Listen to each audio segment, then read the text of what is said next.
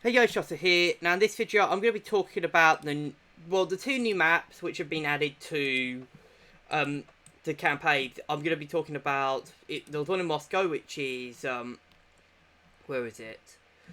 This Gulag settlement. I'm just going to call it the Gulag settlement. And in Tunisia it was Knife Cave Village, whatever. Knife Cave Village, call it that. Anyways, we'll start with Gulag Settlement. Now, I've played this map more than Knife Cave Village, and honestly, I would say this is actually one of the best maps in the game, okay? It's got a lot of good close-range fights, it's got some long-range engagements, and honestly, anything goes on this map. It is, honestly, I would say it's kind of like the Normandy map Le Brie. Anything, you can use anything on this map and use it to great effect. Like, you can use, for example, on Vescovo, you know, it's very open in the beginning, so you can use the open nature to get some kills. You know, it's pretty well open, so for tanks and for planes, you can dominate. But there's a lot of flanking routes, so you have to be careful. And I think that's one of the great things about the map, is it's so it's actually really well designed. It flows quite well. The points are quite cool. The only two problems I have are the fourth point and something that happens around the map. So I'll talk about the fourth point. The fourth point is the fire station, which I don't really like much. It's too defender heavy, and basically, if the defenders have a good rally, it's almost impossible to dislodge them from some of the points on the fire station. And literally, the problem is the fire station has this has a couple holes which the defender literally can just look out. So if you have an MG up there, God help you, you will be pretty much in an unkillable position with multiple MGs up there. Other than that, it's actually a lot of fun. I actually ended up going up against Quadro on one of these. If you watched this, there was a video by Napoleon Total.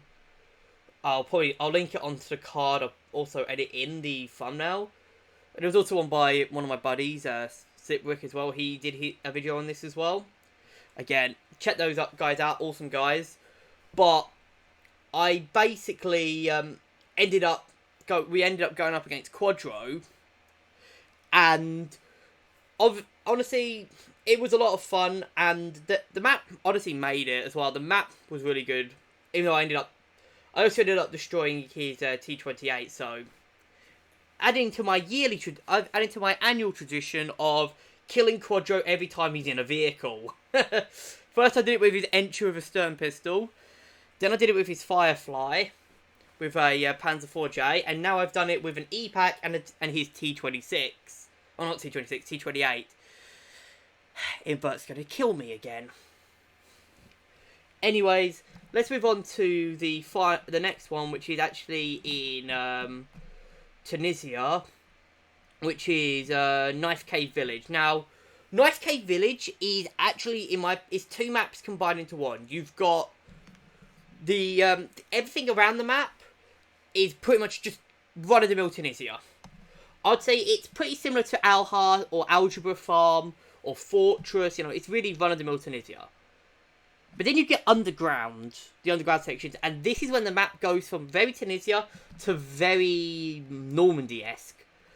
You know, the underground sections of this map are very Normandy-esque, and I love them. I absolutely love this section of the map. Honestly, if this was on something like, if these sections were on something, you know, with Drum Mag SMGs or Drum Mag, or, you know, just Normandy or something like that, I would love this map to death. However, there are some weaknesses. Now, number one is, if you've seen Star Wars, which makes sense because Star Wars was actually filmed in Tunisia, you'll know that the really iconic Lars Homestead with the hole in the ground.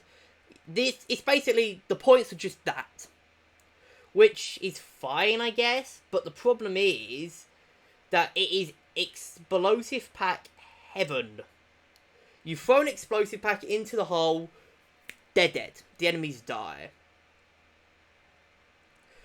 And I've gotten 20 pieces with bolt action rifleman just by throwing an explosive pack into the hole.